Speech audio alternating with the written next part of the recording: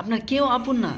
আপনি যে ভাবছেন যে এটা আমার ক্লোজ ফ্রেন্ড, এর সঙ্গে আমার ভালো রিলেশন রয়েছে, এই ব্যক্তি হলেন আমার একজন মনের মানুষ, আমার মা, আমার বাবা, ভাই বোন, অনেক। কার জন্য আপনি চুরি করছেন? কার জন্য আপনি দুনিয়াতে হারাম কাজ, হারাম উপার্জন করছেন? কার জন্য আপনি হালাল ভক্ষণ করছেন?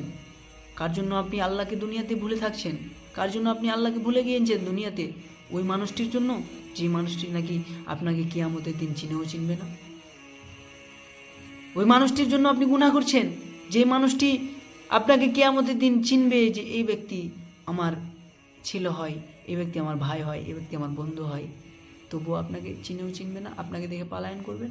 আল্লাহ বলছেন যে নিজের বন্ধু, নিজের মা, নিজের ভাই, নিজের বাবা কিয়ামতের দিন তাদের আত্মীয় স্বজনকে দেখে, সকলকে দেখে পলায়ন করবে। তাহলে আপনি কাদের জন্য এগুলো করছেন?